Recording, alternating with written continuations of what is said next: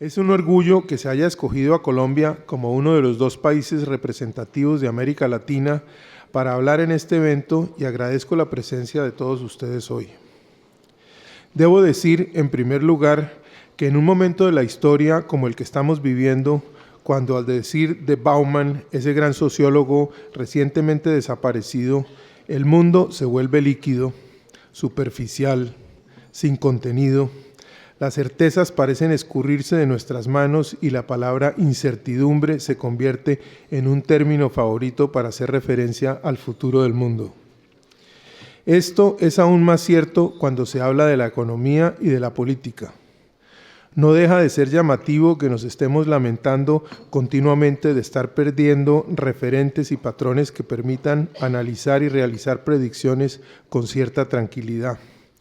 Incluso los expertos, tal vez más que nosotros, lo repiten constantemente. Recurrimos con tanta frecuencia a que no hay certezas, a las variables desconocidas, a que se ha perdido el control, a que hay acciones y personas impredecibles, a que los cambios son demasiado rápidos y fuertes, que se nos dificulta la comprensión del presente y perdemos elementos que nos den algo de seguridad sobre el mañana. Reconozco entonces que se necesita coraje y mucha determinación para hacer en estos momentos pronósticos creíbles que generen confianza y que permitan tomar decisiones de largo plazo a quienes desean inversiones para expandir o fortalecer sus negocios. Porque eso es lo que están haciendo las empresas entrevistadas y lo que recoge el análisis realizado por IE Business School para darnos algunas certezas, para invitarnos a tener seguridades, para confiar en sus estimaciones y decisiones. Muchas gracias a todos los que han colaborado en este trabajo, al igual que un cordial a todos aquellos que me han precedido en la palabra. Al director de la Casa América, a la secretaria de Estado de Comercio, a la directora comercial de Air France KLM, al presidente de la firma Llorente y Cuenca, a los representantes de México y sin lugar a dudas a los integrantes del equipo de IE Business School y a todos los empresarios españoles que se han prestado para ofrecer su visión de futuro en un tema tan importante y con tantas variables como es el de las perspectivas para la inversión en nuestro continente. Un especial agradecimiento a los representantes de Indra y de GAES, quienes estarán haciendo referencia a Colombia, compartiendo sus opiniones, ofreciendo sugerencias y dejándonos conocer sus planes para estos próximos años. Quiero creer, para continuar, que esta invitación no es gratuita, ni que Colombia ha sido escogida al azar. Estoy convencido de que nos la hemos ganado. Esto debido a que es mucho lo que ha pasado y lo que está sucediendo en Colombia, todo lo cual permite que los inversionistas tengan confianza en nuestro país. Les estamos ofreciendo seguridad, estamos disminuyendo las incertidumbres, ofrecemos tranquilidad y generamos oportunidades. Colombia es un país que se encuentra en un periodo de transición. Estamos yendo de bien hacia mejor, con las dificultades propias de cualquier país en desarrollo, con las incertidumbres, como mencionaba antes, que tenemos todos en el mundo actual, pero con elementos ciertos que nos permiten mirar al futuro con optimismo.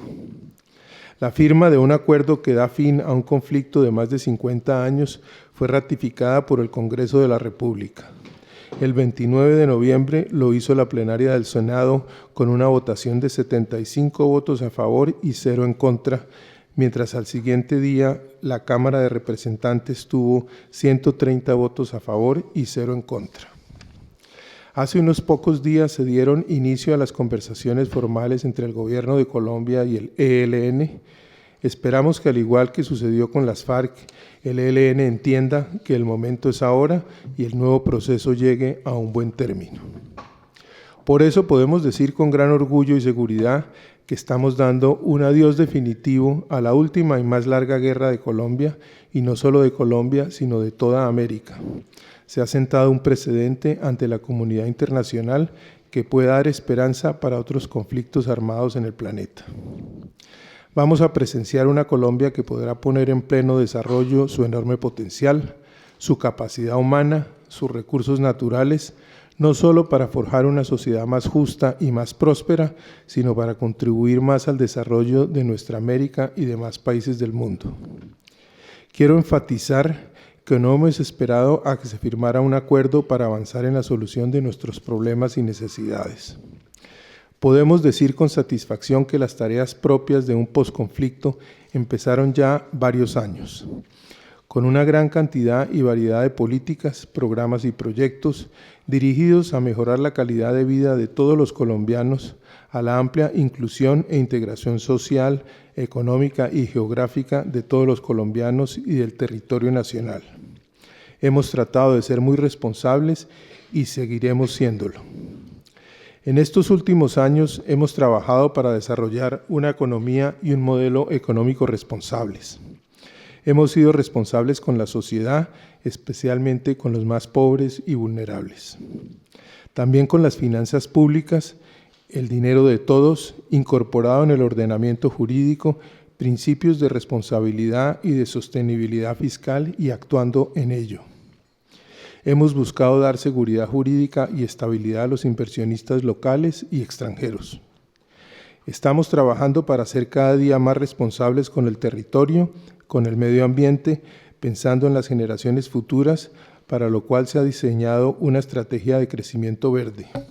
En su núcleo hay un importante proyecto denominado Colombia Bio, que fomenta la bioeconomía y el estudio profundo del territorio colombiano, sobre todo de aquellas áreas antes no exploradas, para fortalecer el conocimiento de la biodiversidad del país, uno de nuestros más grandes activos, y con este conocimiento su conservación y la mejor comprensión de sus posibilidades y usos. La economía colombiana ha crecido a un promedio anual del 4% en los últimos años.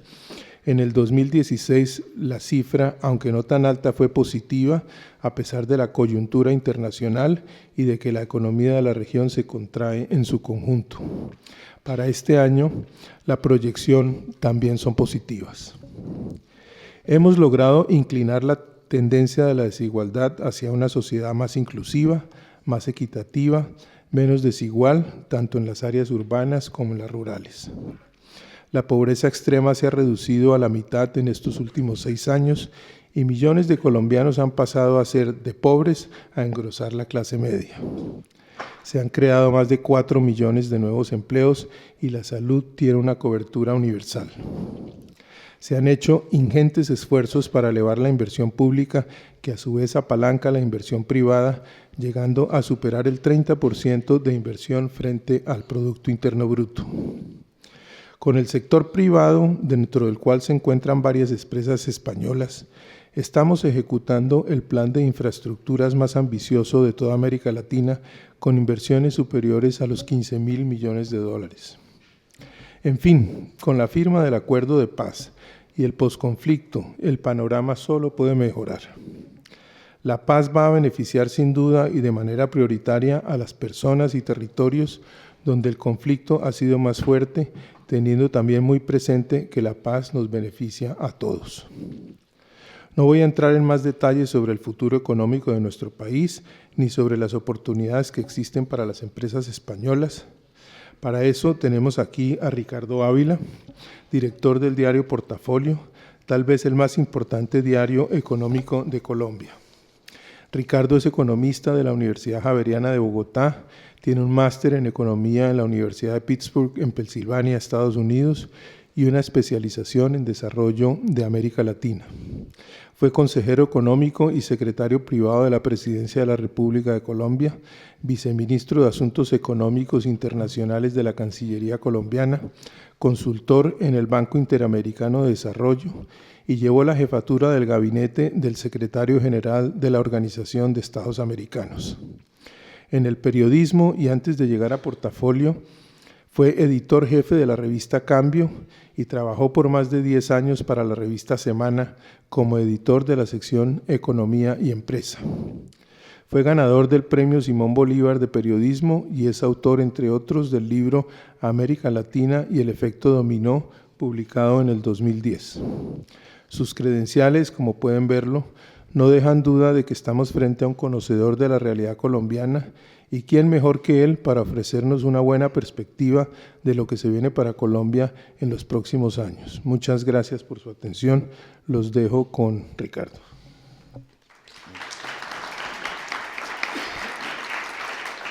Muchas gracias. Muy buenas tardes ya para todos. Es un gusto estar aquí. Quiero agradecerle al señor embajador Alberto Furmansky sus amables palabras. Después de esa presentación me toca portarme bien, ahora sí. Es un gusto poder acompañar a los presentes en esta sesión aquí en Madrid. Es un viaje relámpago, pero la verdad que me complace mucho formar parte de este evento en el cual indudablemente queda resaltado el inmenso interés y la gran importancia que para las empresas españolas tiene América Latina.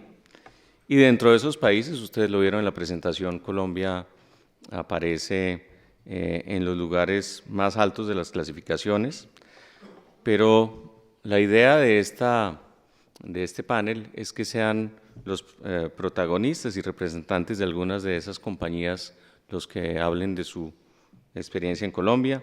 Quiero presentar a quienes van a hablar. En primer lugar, Juan Alcalá, de izquierda a derecha, director de proyectos para Estados Unidos, América Latina y nuevos mercados de Cintra, del Grupo Ferrovial. A Manel Jiménez, director de personas y organización de GAES. A Jesús López Sánchez, de la Dirección General de España y América de Indra, y a Jesús Alcázar, director general de Área Latinoamérica de Acción a Infraestructuras. De manera que la idea es que cada uno de ellos nos haga una presentación inicial de lo que hace su empresa, particularmente en Colombia, y a partir de ahí pues entablaremos un diálogo sin mayor preámbulo. Quisiera invitar entonces a Jesús López de Indra a que tome la palabra. Buenos días, buenas tardes a todos. Muchas gracias a todos los responsables del evento por permitirnos participar o por invitarnos a participar en él. Después de la presentación de esta mañana, yo creo que se puede decir con seguridad que Colombia es un país más que relevante en América Latina. Así lo demostraba la cantidad de empresas que lo posicionaban, tal y como decía Ricardo, en primer, segundo o tercer lugar. En el caso de Indra, esto no es nuevo para nosotros. Al igual que se ha explicado en el informe, somos una de las empresas que empezó a trabajar al inicio de los años 90. Llevamos allí más de 20 años. Las operaciones las iniciamos en el año 95 en Colombia.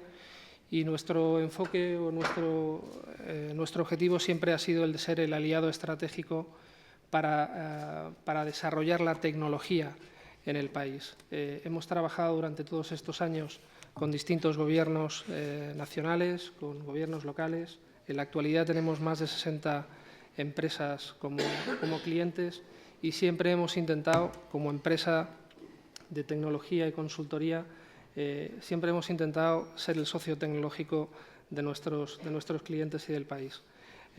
Para nosotros, además, esta posición nos permite desarrollar proyectos que para nosotros son muy emblemáticos y muy interesantes. Algunos de ellos pues, han tenido que ver con la modernización de la gestión de control de la Torre del Dorado, o estamos empezando a participar en las soluciones de tráfico inteligente y túneles de las vías de cuarta generación que está poniendo el país en marcha. Durante estos 20 años nosotros hemos llegado a tener un equipo de 2.000 personas. Nos consideramos, evidentemente, una empresa española, multinacional española, pero somos locales, con 2.000 personas, de los que la plantilla casi en su totalidad es nacional colombiana. Nos tenemos que considerar una empresa local. Y nuestros trabajadores están desarrollando sus actividades en Bogotá, donde tenemos la principal oficina, en Barranquilla, en Medellín, y además tenemos otras ubicaciones que para nosotros son muy interesantes. En Bucaramanga tenemos un centro de excelencia de cloud, trabajos en la nube, tecnología en la nube. Tenemos un centro en Bogotá de ciberseguridad que llamamos Indra Cybersecurity Center. Tenemos 2 en Latinoamérica, uno en México y otro en Colombia. Los trabajos que se desarrollan allí no se hacen solo para Colombia, sino que se utilizan como polo tecnológico para el resto de la región. Y así, igualmente, tenemos 2 fábricas de software, 2 lugares en los que desarrollamos tecnología, no solo para el país, sino también para el resto de la región. Así es el caso de Bogotá también y de Pereira. En Pereira tenemos una fábrica con una capacidad mayor de 200 personas. La última vez que recuerdo que hablé con el embajador me preguntaba ¿cuánto trabajo hacéis para fuera del país? Más de una cuarta parte del trabajo ya se hace para fuera de Colombia. Otros proyectos muy interesantes, o de los que nosotros nos sentimos especialmente orgullosos, tienen que ver con el tráfico aéreo. El 95% del tráfico aéreo comercial de Colombia se gestiona a través de sistemas Indra. El 5% que nos falta está en la isla de San Andrés. Yo me ofrezco voluntario a ir a implantarlo si hace falta. Hemos hecho trabajos muy interesantes también desde el punto de vista de gobierno electrónico. Por ejemplo, en la ciudad de Tunja tenemos una plataforma en la que cada uno de los habitantes puede controlar y puede testear cómo están los trámites con la Administración. Hemos participado en la consolidación y divulgación de resultados electorales, los últimos. Yo recuerdo un caso de éxito muy interesante para nosotros porque el 95% de los datos de primera vuelta se pudieron poner a disposición del Gobierno en solo 63 minutos y en segunda vuelta en 45 minutos. El último plebiscito de octubre también hemos participado con el Gobierno actual y tenemos proyectos también muy interesantes con otras empresas como, por ejemplo, Ecopetrol. La cantidad de trabajos que hacemos en el ámbito de oil se gestiona desde Madrid y desde Colombia por la posición que tiene este sector. Trabajamos para, por ejemplo, el SENA, el Servicio Nacional de Aprendizaje, del que nos consideramos socios tecnológicos, haciendo proyectos muy interesantes. Pero nuestra historia no se quiere terminar aquí. Llevamos 20 años, hemos estado en las buenas y igual en las no tan buenas, pero lo que se ve ahora solo parece que puede mejorar, como dice el embajador. Después de la firma del acuerdo de paz, yo creo que es un país que está lleno de retos, lleno de oportunidades. El Gobierno de la Nación, los gobiernos regionales, las empresas, la propia ciudadanía se enfrenta a una serie de retos que son nuevos y Indra quiere estar en Colombia y quiere aportar su tecnología para solventar esos retos. Muchas gracias. Muchas gracias. Escuchemos a Manuel Jiménez de GAES. Buenos días y gracias por la invitación. En contraposición a Indra, nosotros somos los novatos en Colombia, llevamos 8 meses, aunque hacía ya más de 8 años que teníamos planes para Colombia, pero que por diferentes circunstancias, algunas del país y algunas propias, no nos habían permitido dar el paso. GAES entraría dentro del grupo que el profesor Juan Carlos ha definido como empresas pequeñas y medianas que desde hace unos años también han querido dar ese paso de internacionalización. Somos una empresa familiar, financiación propia y que todo el crecimiento que ha realizado y que realiza es a nivel orgánico. Pero ese crecimiento en LATAM lleva ya 20 años, que nos ha permitido pues, que Colombia sea el 6º país al que vamos y que en varios de estos países, como por ejemplo Chile o Argentina, seamos el líder de nuestro sector. El dar el paso hacia Colombia se fundamentaba, digamos, en 3 cuestiones que para nosotros eran muy estratégicas. Por un lado, como ha comentado el excelente señor embajador, el crecimiento de la clase media, que para nosotros era muy importante porque nosotros nos dirigimos sobre todo al mercado privado de nuestro sector, de los audífonos y de los implantes, no tanto al mercado público de licitaciones, aunque también participamos. También por la pirámide de edad.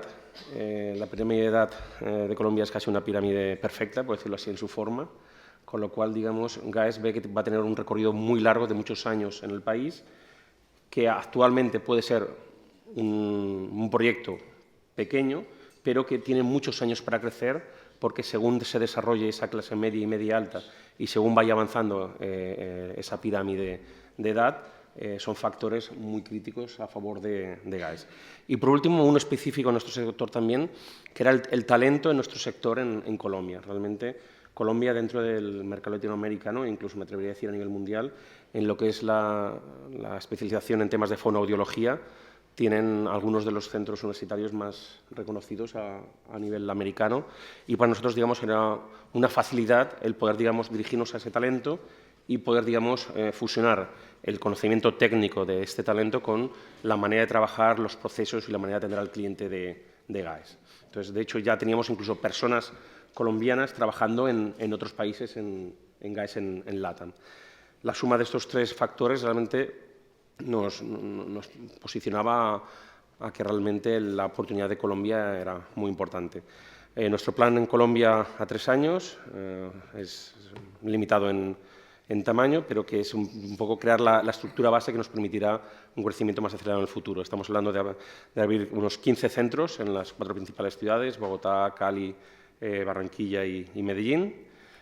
Los centros de GAES, los casi 600 centros que tenemos a nivel mundial, son en más del 90% de propiedad, o sea, no son franquicias.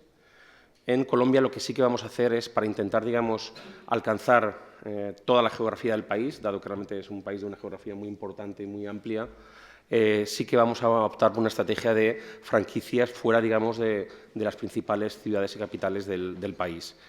Estaremos hablando en total también de otros 10 o 15 centros, con lo cual nos situaríamos en 3 años en unos 30 centros, unas 70 personas y unos 10.000 clientes en Colombia.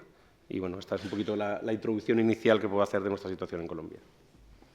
Muy bien, muchas gracias. Escuchemos a Jesús Alcázar de Acción e Infraestructuras. Buenos días, muchas gracias.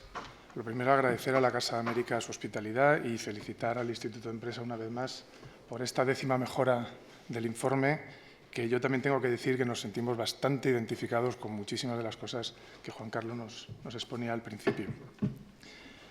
Para explicar un poco nuestra presencia tanto en Latinoamérica como en Colombia, hacer una breve apunte de lo que es Acción e Infraestructuras en la actualidad. Acción e Infraestructuras tiene 6 actividades principales. Es una de las 2 divisiones importantes del Grupo Acciona, digamos, principales también, con Acciona Energía. Entonces, bajo el paraguas de infraestructuras, hoy en día está Acciona Construcción, que es lo que normalmente todo el mundo identifica como Acciona Infraestructuras casi siempre, pero también está Acciona Agua, con una importante presencia en su sector, está Acciona Concesiones, que es una empresa que suele ir siempre inherentemente unida a una de las accionas, digamos, sea de servicios o de construcción, no va sola. Después está Acciona Industrial, Acciona Servicios y Acciona Ingeniería. De esta manera lo que tenemos es una diversidad de negocios que nos ha permitido en Latinoamérica, haciendo una reflexión hace poco era curioso porque con alguna de ellas siempre hemos estado en todos los países de Latinoamérica, en la lista de países de Latinoamérica, en alguna ocasión. En la actualidad estamos en numerosos, que sería prolijo enumerarlos, pero en la gran mayoría. Dicho eso, en la llegada a Colombia, nosotros llegamos a Colombia en los años 80. Voy a hacer una breve simplemente lo que hicimos entonces y dónde estamos ahora. En los años 80 fuimos con la marca Entre Canales, no existía Acciona, lógicamente fue una fusión que llegó en el año 97 y la actividad era meramente constructora. Eran otros años, la internacionalización de las empresas era menor y en este caso era una actividad meramente constructora. Muchos de los presentes, sobre todo los ciudadanos colombianos, seguramente recordarán proyectos emblemáticos como la presa del Guavio, como la presa de Santa Rita, el proyecto hidroeléctrico de Río Grande y más recientemente, al final, hacia los 90, el metro de Medellín. Son actuaciones que hizo bajo la marca Entre Canales, pero que hoy en día están en las referencias de Acciona. Después tuvimos, digamos, como tienen todos los mercados, hubo una menor presencia, que no fue concreta en Colombia, fue realmente los mercados internacionales, y esto ya se ha hablado incluso hoy en alguna ocasión, fue producida por el boom de la construcción en España, boom inmobiliario, los fondos europeos que llegaron entre mitad de los 90 y mitad de la primera década de 2000. Ahí, digamos, en Colombia tuvimos menor presencia, como ya digo, en todo el área, para volver, digamos, cuando todo este boom acabó, lógicamente había una falta absoluta de recursos y se concentraron en este mercado más cercano y más conocido. Pero, digamos, la vuelta a Colombia y al área en general se produjo después de un cambio de estrategia de casi hace unos 10 años, en el que bueno, decidimos potenciar y en el concreto Latinoamérica. Latinoamérica hoy en día supone pues casi un tercio, diría yo, o algo más. Esto es fluctuante, si te toca un gran proyecto en algún lugar del mundo, pues la cartera varía, pero estamos hablando de casi un tercio, entre el 30% de la cartera de la constructora. En la actividad reciente nos focalizamos principalmente, ya desde el año 2009-2010, en temas industriales. Conseguimos varios contratos para Ecopetrol, unos cuantos, para algún cliente privado, esta mañana hablábamos de los clientes privados públicos, la transportadora de gas internacional en Boyacá, le hicimos un gasoducto, y después construimos otro gasoducto de más de 100 kilómetros para Ecopetrol, un proyecto de superior a 100 millones de dólares, un edificio en Santander, un contrato marco de gerencia en Casanare, otro contrato marco que era habilitar las facilidades para permitir la perforación de pozos, digamos, son los trabajos previos, que también para Ecopetrol, en la región del Meta. Es decir, encontramos una serie de proyectos en numerosos lugares que nos permitieron mantener una masa crítica para tener oficina permanente en el país, que esa es otra de las discusiones que ha habido antes sobre plataformas, estar, no estar, que me parece muy interesante. En la parte de agua, ya para ir finalizando, también en esta etapa reciente hemos tenido algunos éxitos. Hemos construido para la Gobernación de Guajira el acueducto del Riohacha. Hemos tenido terminando ya 2 proyectos de alcantarillado en la ciudad de Bogotá, para la empresa Acueducto de Bogotá, y también la etapa de la potabilizadora de Metesusto en el departamento de Guajira, todo eso con Acción Agua. En construcción actualmente tenemos otra potabilizadora en el departamento de Santander, que se adjudicó en 2015, la potabilizadora de Los Angelinos, y como proyecto estrella, o más que todo por el gran presupuesto que tiene y la importancia, es la estación depuradora de aguas residuales de Bello, en Medellín. Es un importe superior a 260 millones de euros. Bueno, en la actualidad estamos, por supuesto, suscribiendo todo lo que hablaba el embajador y muchos otros ponentes. Colombia nos parece un mercado, desde luego, para estar, en nuestro caso, para seguir, por supuesto. No voy a volver a incidir en la seguridad jurídica. O sea, hay un montón de aspectos que nos dan tranquilidad. Lo hemos demostrado pues, con todas estas participaciones y seguimos participando en proyectos. Respecto al futuro, pues yo creo que quizá como la mesa va a seguir más dinámica, pues tocará luego ya alguna conversación más. Así es, muchas gracias. Bueno, Juan Alcalá. Okay, buenos días. Muchísimas gracias por la oportunidad de participar en el panel y en la sesión. Bueno, yo voy a contar un poco, en primer lugar, por poner en contexto Ferrovial y cuáles son nuestras actividades principales y, en particular, la actividad de Cintra como brazo o división inversora de Ferrovial y qué estamos haciendo en Colombia. El Grupo Ferrovial es desarrollador de infraestructuras, o sea, participamos en todo el ciclo del desarrollo de proyectos de infraestructuras, desde la inversión, financiación inicial del proyecto, construcción y operación a largo plazo. Es un grupo español. Tiene 4 líneas de negocio principales. Cintra, que es la división que yo represento, se dedica a la inversión y promoción principalmente de infraestructuras de transporte, ¿no? Nuestro negocio principal son las autopistas. Analizamos también y podemos invertir también en proyectos de agua y proyectos ferroviarios. Ferrovial Aeropuertos es otra de las divisiones de Ferrovial del grupo. Se dedica a la inversión, operación en aeropuertos, la actividad de construcción representada por Ferrovial Agroman y la actividad de servicios, que es Ferrovial Servicios. Al final, entrando un poco en detalle en lo que necesitamos nosotros en el entorno para sentirnos cómodos en un país, por supuesto, es seguridad jurídica y estabilidad política. Entonces, ya desde el punto de vista de Cintra, concretando en la actividad de inversión, solo invertimos y actualmente operamos en 10 países, varios de los países europeos, Norteamérica, Australia, y el único país en Latinoamérica en el que actualmente tenemos inversiones es Colombia. Hemos tenido bastante actividad en Chile, pero bueno, esto representa un poco la confianza e interés que tenemos puesto en Colombia. En particular en el plan de infraestructuras de autopistas, hemos visto un empuje muy importante, ¿no?, desde el 2010 y una reorganización de cómo se licitan los proyectos y los contratos, cuál es la estructura, y al final nuestro negocio es un negocio a largo plazo. Nosotros invertimos y recuperamos la inversión y la rentabilidad de la inversión a 25 o 35 años, con lo cual es fundamental en la decisión de inversión ese marco regulatorio y estabilidad jurídica que vemos en Colombia, y lo vemos a medio y largo plazo que se mantendrá, e incluso hay ciertos temas que mejorarán. En cuanto a lo que ha hecho Ferrovial como grupo en las distintas actividades en Colombia, nosotros tuvimos ya una participación bastante activa en el mercado en los años 90. De hecho, participamos en la primera concesión vial, la ruta de Valle del Cauca, entre el 94 y el 2004, y tuvimos otras 2 concesiones en las que participamos también en la construcción y en la inversión, Cali, Florida, y Flotiblanco, Los Alpes, Fontibón, Los Alpes, perdón. En 2004 interrumpimos la actividad y retomamos en 2010 un poco la actividad constructora. Empezamos en ese momento con las actividades de construcción.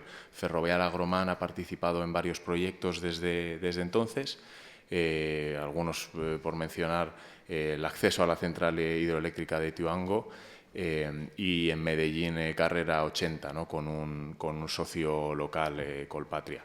Y finalmente en 2015, ya como Cintra, la parte de inversión y construcción, estamos participando en un proyecto de las licitaciones de autopistas 4G, Bucaramanga, Bermeja y Hondó, que es un proyecto que tiene una inversión de unos 1.000 millones de dólares, de los cuales unos 150 millones de dólares los invierte Ferrovial a través de Cintra.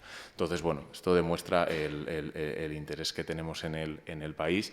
Hemos participado en muchas licitaciones de autopistas y seguimos con mucho interés las licitaciones también de aeropuertos y construcción.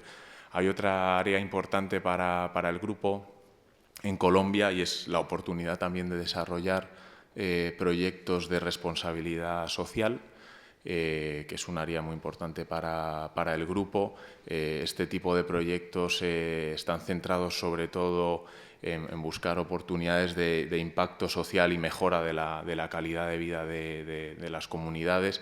Son sobre todo proyectos de agua, de abastecimiento, de mejoras de potabilización, etcétera, en los que el grupo invierte una cantidad para el desarrollo del proyecto, pone incluso recursos con gente voluntaria, empleados voluntarios que participan en los proyectos, y participa en colaboración con ONGs locales, ¿no? Y tenemos algún proyecto destacable como la rehabilitación del acueducto en el Salado y mejoras en la potabilización en poblaciones afectadas por el conflicto armado en el departamento de Córdoba. Entonces, lo que viene a futuro para nosotros es, bueno, seguimos buscando oportunidades de inversión en los sectores en los que participamos, principalmente en autopistas, ferrocarriles y agua. De hecho, estamos preparando ahora mismo la licitación de uno de los proyectos de 4G que viene, que es la autopista Pamplona-Cúcuta. Y desde el área de construcción, lógicamente, siguen con mucho interés los proyectos en Bogotá, grandes proyectos de infraestructuras como el metro de Bogotá, el tren de cercanías, en Medellín el tranvía de Medellín. Incluso desde aeropuertos también se están analizando oportunidades como el aeropuerto del Dorado 2. Con lo cual, bueno, o sea, lo pasado claramente demuestra el interés que hemos tenido y la actividad que hemos tenido en Colombia, y a futuro seguimos con muchísimo interés las oportunidades de inversión que vienen, y hemos, ya más en concreto en la actividad de autopistas, respecto al modelo que ha adoptado la Administración, estamos muy satisfechos, ¿no?, con el marco contractual que se ha desarrollado. Vemos que hay oportunidades de mejora, y nosotros estamos dispuestos y con ganas de colaborar con las administraciones para desarrollar el mercado en lo que podamos. Bueno, muchas gracias. No, lo primero que salta a la vista es que tenemos empresas de diferentes sectores, algunas indudablemente atraídas por el desarrollo del mercado interno, otras por el aumento de los presupuestos, particularmente para el desarrollo de la infraestructura, y también que reflejan un poco la realidad de un país en donde efectivamente ha habido una transformación social considerable. A comienzos del siglo, la tasa de pobreza en Colombia era cercana al 50%, el dato más reciente del 2015, esa tasa de pobreza bajó a menos del 28%, una cifra incluso inferior al promedio de América Latina. Yo quería preguntarle a Jesús López de Indra sobre el tema del recurso humano, es la cantidad de gente que ustedes emplean y el número amplio de clientes, tanto del sector público como del sector privado, pues implica efectivamente unos volúmenes de contratación en un área que no necesariamente parece obvia desde afuera. Un poco que nos cuente su experiencia a este respecto. Yo creo que para Indra el principal activo es el talento, es el equipo. Nosotros somos una empresa de consultoría y tecnología, desarrollamos distintas soluciones en el ámbito de defensa, de transporte, tráfico aéreo, servicios financieros, no les aburro, y todo eso lo hacemos con la gente. Entonces, para nosotros el contar con un equipo potente, altamente cualificado, es básico.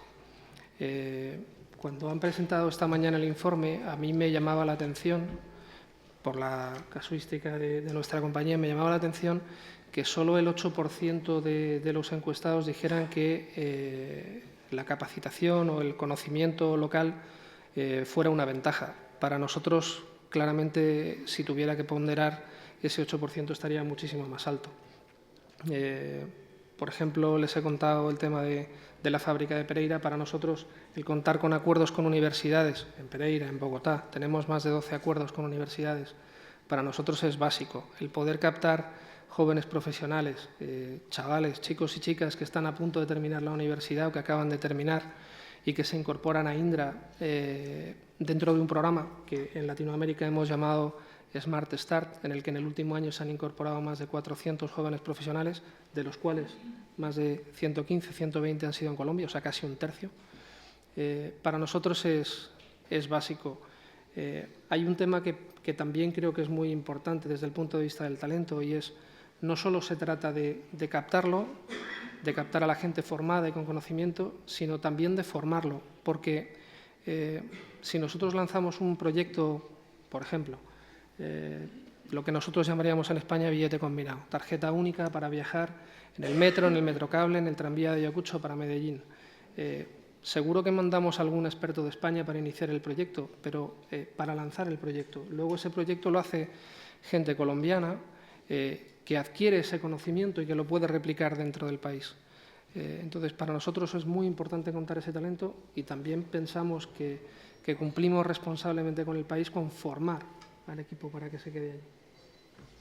Manuel Jiménez de GAES, ¿cómo fue ese proceso de maduración? O sea, efectivamente comienzan operaciones hace 8 meses, pero ¿cuánto tiempo se demoraron explorando y por qué finalmente se decidieron a dar el paso? Bueno, como decía, el crecimiento de GAES es básicamente orgánico, entonces requiere, digamos, una situación muy estable a nivel de país, porque realmente, aparte de lo que es la inversión final, perdón, la inversión inicial, el resto es por propia, digamos, reinversión de los resultados de cada país. O sea, GAES no saca del país los resultados, sino que los invierte en el futuro, con esa visión que comentaba antes de que realmente la presencia de GAES en los países de LATAM no es para tener beneficios a corto o medio plazo, sino es pensando realmente en una permanencia a largo plazo. Entonces, la situación social, la estabilidad, quieres que no, pues esto era un punto que nos preocupaba. Luego también intentamos, saltándonos quizás la cultura de GAES, el sondear la posibilidad de adquirir alguna pequeña empresa colombiana que facilitara, digamos, toda la parte de gestiones legales, de temas de importación, de temas de gestión. Y bueno, se fueron complicando muchas de esas gestiones, porque también, digamos, las propias empresas del país no tenían claro su futuro, ciertas decisiones, con lo cual al final GAES tomó la decisión de volver un poco a sus orígenes y decir, bueno, vamos nosotros partiendo desde cero, empezando todos los procesos por nuestra parte, y esto fue lo que fue retardando un poquito ese proceso de decisión.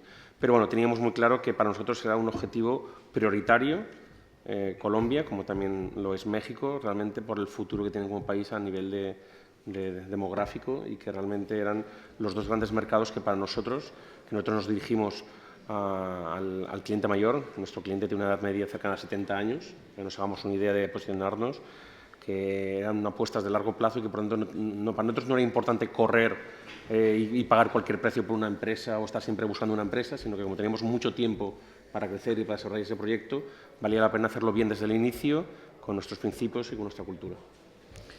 Jesús Alcázar, ustedes han tenido que trabajar no solo con administraciones o con el gobierno nacional, sino con administraciones locales.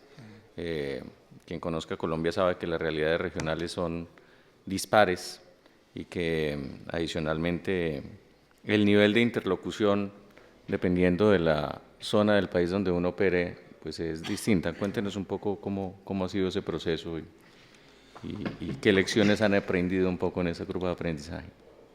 Bueno, afortunadamente dicen que se aprende, en el sector se dice que se aprende más de una obra que se cae que de 100 que se quedan de pie. Es verdad, de los errores se aprende mucho.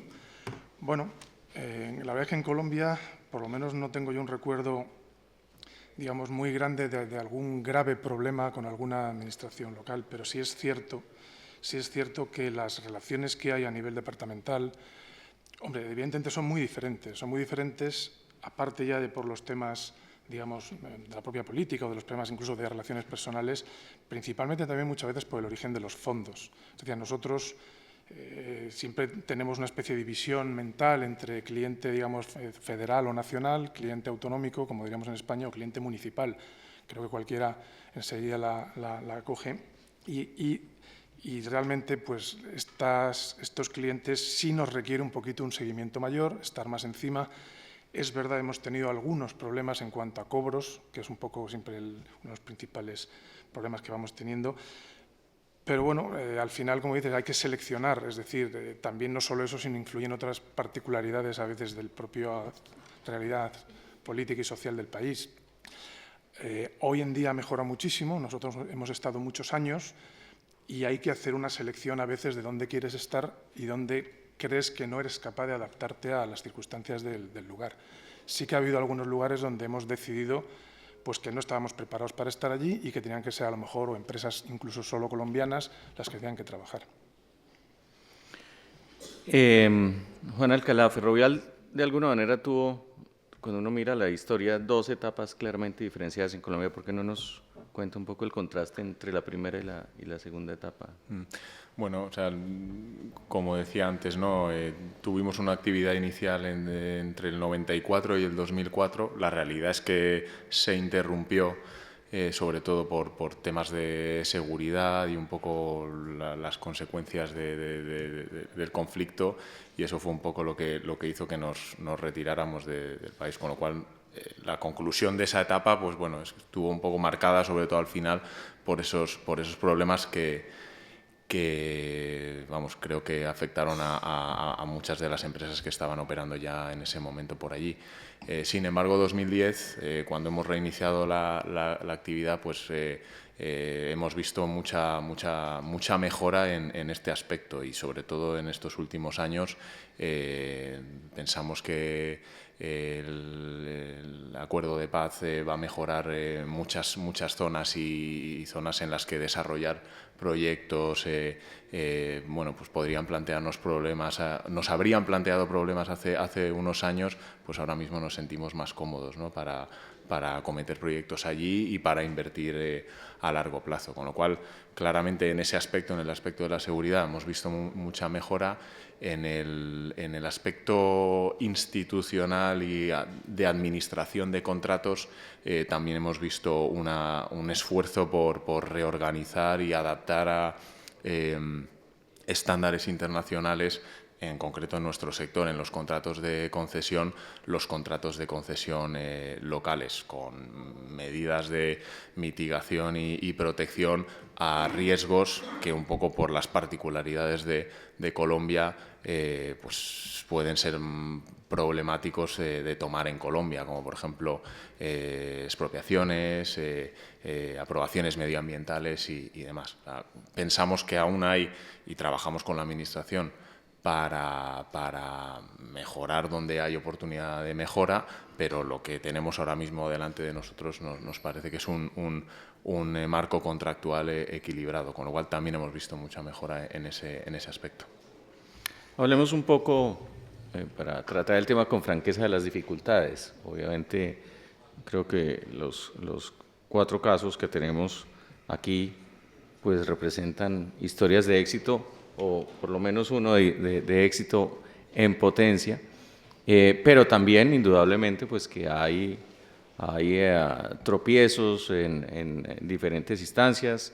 Jesús Alcázar mencionaba de alguna manera el tema de los cobros, a veces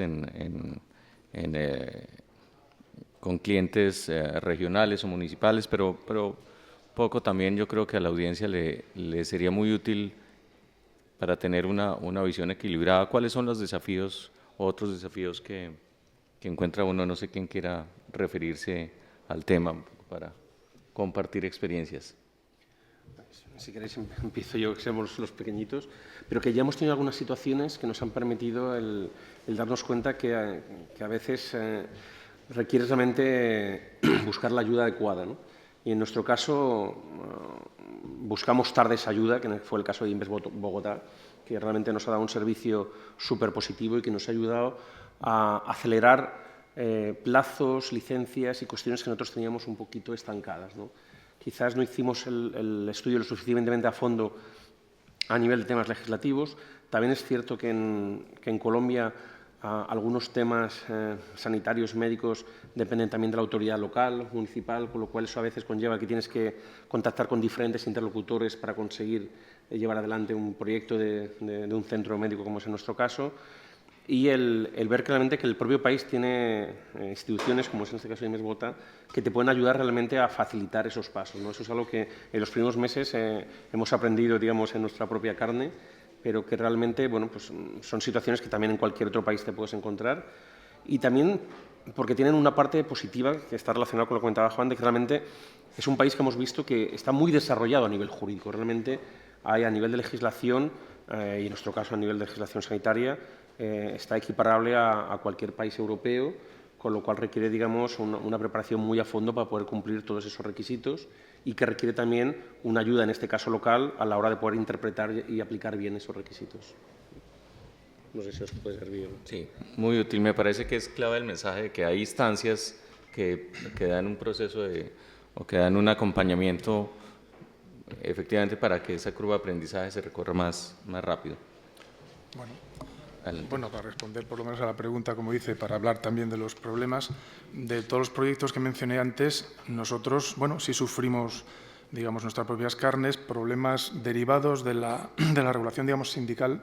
En el proyecto que hicimos, un oleoducto grande con Ecopetrol, que decía antes, pues ahí, por la particularidad de las relaciones que hay con la propia empresa pública, digamos, con los sindicatos, pues había unas obligaciones de rotación de personal a medida que ibas pasando.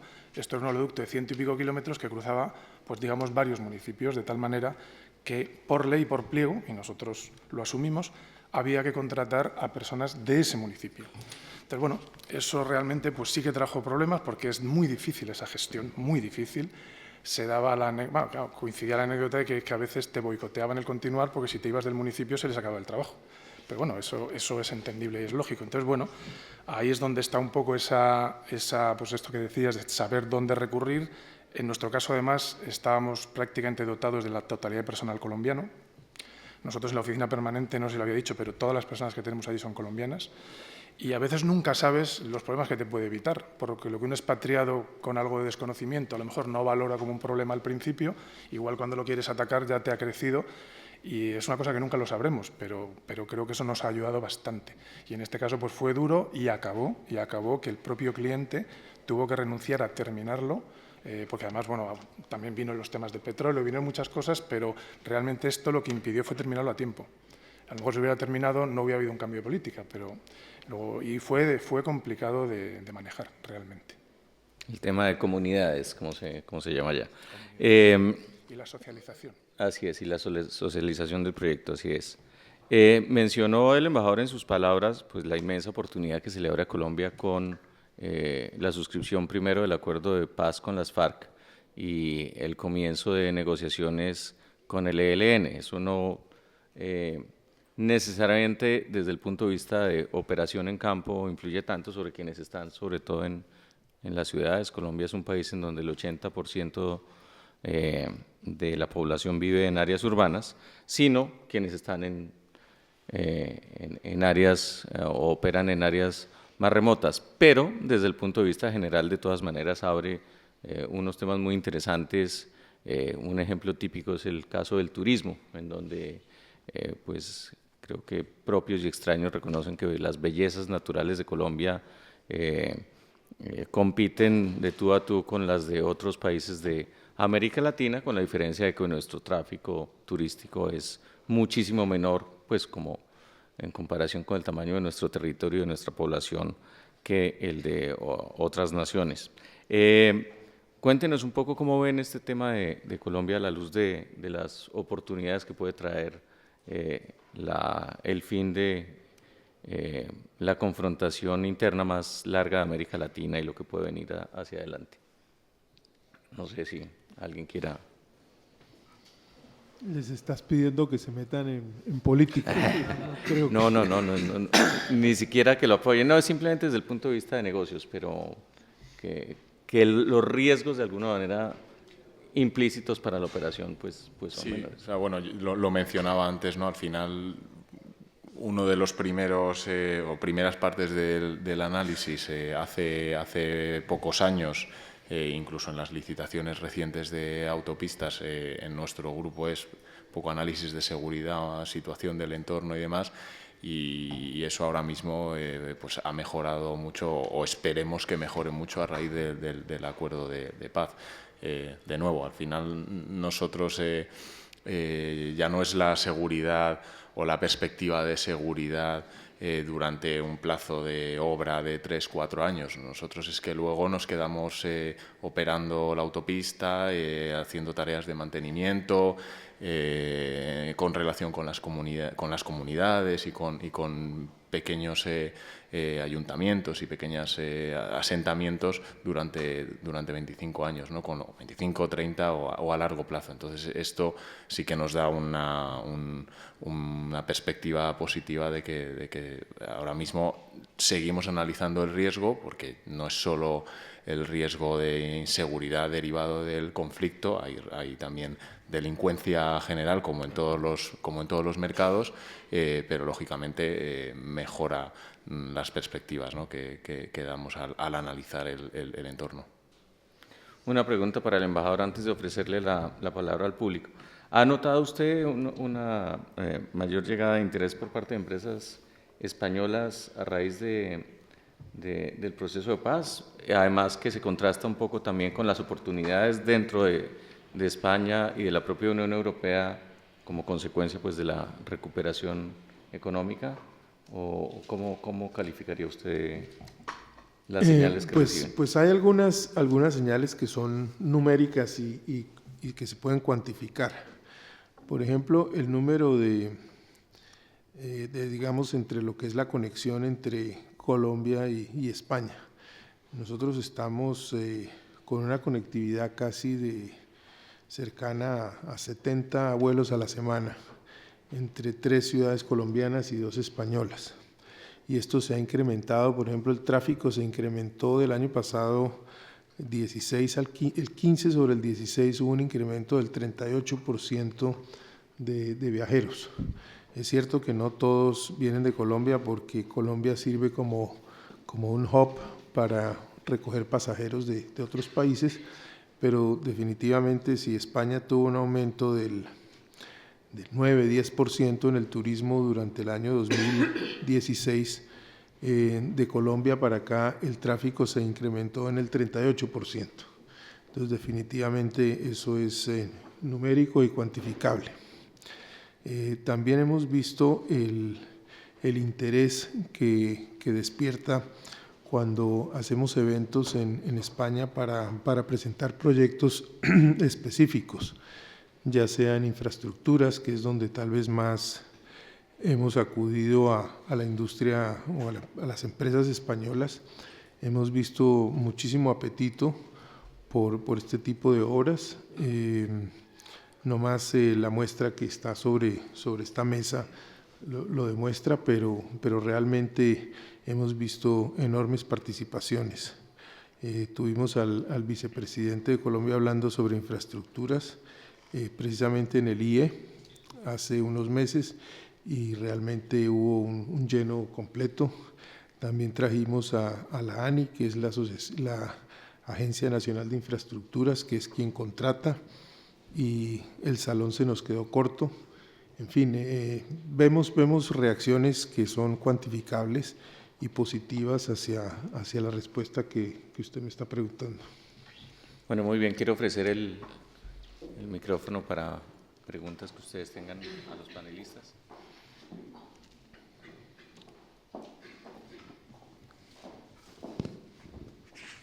Sí, muchas gracias. Esta es una pregunta que va dirigida tanto al señor embajador como al resto de ponentes. Como saben, recientemente entró en vigor el acuerdo de supresión de visados entre la Unión Europea, espacio Schengen más espacio económico europeo, y Colombia, entre otros países. Ese visado que hizo decir a Gabriel García Márquez cuando se impuso en los años 90 que jamás volvería a pisar España, aunque realmente no era culpa de España, sino del régimen de la Unión Europea, y España fue un país muy beligerante en contra del establecimiento de visados. Pero bueno, así son las cosas. Mi pregunta es, ¿ustedes creen que en términos particulares esa supresión de visados para estancias inferiores a 90 días ha supuesto una mejora tanto en las relaciones comerciales entre España y Colombia como una perspectiva más favorable para el desarrollo de los negocios en el futuro? Es decir, los visados suponen una barrera no solo al turismo, sino también a los negocios. ¿Cuál es su opinión al respecto? Muchas gracias por su pregunta. Nosotros en Colombia estamos supremamente agradecidos con España. Primero porque fue quien nos ayudó con la carta de presentación ante la Comunidad Europea para lograr la supresión de la visa tanto para colombianos como peruanos, que ocurrió el año pasado. Lo que mencioné antes en la respuesta de Ricardo, del aumento enorme en el tráfico de aéreo entre los dos países, pues definitivamente una parte importante es la supresión de las visas. Es decir, eso facilita muchísimo el desplazamiento. Obviamente que hay que tener en cuenta también que la población de nacionales colombianos en España es numerosa, y que la supresión de visas hace también mucho más fácil para las familias desplazarse y visitar a sus familiares que viven en uno o en el otro lado del hemisferio. En cuanto a negocios, yo creo que la visa realmente nunca fue un obstáculo. Los hombres de negocios siempre resuelven este tema, aunque hay que resolverlo, es más fácil si no existe. Pero normalmente para las personas que se instalan de un país o en el otro, de todas maneras se requieren visas de trabajo. Entonces es distinto las visas a las que usted menciona de 90 días, que generalmente tienen que ver con el turismo o con la explotación de buscar un posible negocio, una posible alianza. Entonces sí es más fácil, pero para los negocios yo diría que no es tan importante como sí en todo lo demás. El turismo sí lo hemos visto crecer tremendamente. Colombia ha pasado, aunque tenemos unas cifras muy bajas y los envidiamos muchísimo a ustedes, 76 millones de turistas es una cifra muy pues, ideal para cualquier país. Nosotros estamos el año pasado en 4,5 millones y venimos de cifras por debajo de 1 millón. Entonces, si lo miramos en tasa de crecimiento del turismo, hemos aumentado muchísimo, pero creemos que el potencial es enorme y ahí tenemos los hoteleros españoles participando en Colombia activamente. Las tasas de impuestos para las inversiones en hoteles han sido reducidas y aumentadas por varios años y entonces esto ha permitido a todos los inversores, especialmente a varias cadenas españolas, aprovechar esta oportunidad. Muy bien, una pregunta más, si hay. Buenos días. Adelante. Mi nombre es Emiliano García y soy el decano internacional de la Universidad Sergio Arboleda, que es la única universidad colombiana y latinoamericana con campus aquí en Madrid desde hace más de 4 años. Mi pregunta es para los representantes de las empresas. La primera es si creen que la reciente reforma tributaria y el incremento del IVA puede tener un impacto en sus inversiones en Colombia. Y la segunda, también si la salida del capital español de Electricaribe y la intervención del Estado colombiano y la imagen que ha dejado en la región Caribe puede también tener impacto en sus inversiones en la región Caribe de Colombia. Muchas gracias. Muy bien, ¿quién quiere aceptar el reto? ¿Tema de impuestos o tema de...? Bueno, si quieres. Bueno, empiezo yo. Adelante. El tema de impuestos, al final, efectivamente, es un dato más a la hora de analizar una inversión. No hay que olvidar que unos grupos, por lo menos como el que yo represento, al final es una competencia interna. Hay un capital determinado y unos límites, y si cuanto más difícil lo pones en un país, seguramente va a competir peor con la inversión en otro lugar del globo. Sobre la pregunta concreta, no hemos percibido a corto, ahora no ha habido un debate sobre ello. O sea, en ningún caso no lo hemos planteado como algo que vaya a ser un impedimento. Lógicamente, cuando llegue el punto se analizará y en función del grado que esté comparativo, pues entraremos. Vamos, no lo vemos como algo determinante. Embajador. Su pregunta tiene varios ángulos. El ángulo del impuesto al valor agregado del IVA. Los países, según sus necesidades de recursos, acuden al IVA y uno ve distintas tarifas. Colombia subió el IVA en la última reforma tributaria de un 16 a un 19% en diciembre del año pasado. Si uno lo compara con España, España tiene el 21%. Si uno lo mira con otros países europeos, es probablemente también más alto. Hay otros países, algunos que tienen IVA también más bajo. El IVA lo que hace es, en un principio, subir el costo de casi todos los bienes una sola vez. Y pues es cuestión de los nuevos precios a los que se requiere y también hay circunstancias en las que el IVA se reduce. Esperamos que se pueda reducir más adelante cuando los recursos fiscales así lo permitan. En cuanto a las tarifas de impuesto, que es otra de sus inquietudes, los impuestos se cambiaron de nombre algunos, pero básicamente las tasas quedaron iguales a como estaban y quedaron tasas más bajas para dentro de 2 años. Es decir, por 2 años más los impuestos son muy similares en términos de tasa, pero en 2 años quedó pactada también una reducción. Y esto fue necesario y en vez de que hubieran bajado como de pronto todos los empresarios hubieran querido, la tasa quedó igual con cambios de nombres. Usted mencionó el tema de la intervención de Colombia hacia gas natural. El tema de la intervención no fue de Colombia a gas natural, sino de Colombia a Electricaribe. Electricaribe es una empresa mixta en donde participa Gas Natural como accionista y también el gobierno colombiano como accionista en un 13%. Y la intervención en esta compañía no tiene absolutamente ninguna relevancia quién es el dueño de la empresa, sino cuál es el servicio que esta empresa le presta al 20% del país donde distribuye energía. La empresa se hubiera podido llamar como se llamara o tener los accionistas que fueran. Si al 20% del país se le presta una energía de eficiencia, con cortes de energía de muy baja calidad, pues entonces se interviene, independiente a quién sea el dueño o el accionista. Entonces, tal vez esa confusión es importante aclararla. Esto también sucede en España o en cualquier otro país donde un servicio público es prestado, pero pues creemos que es una respuesta adecuada a su pregunta. Bueno, muchas gracias, embajador. Bueno, se nos acabó el tiempo. Bien decía Jorge Luis Borges que ser colombiano es un acto de fe.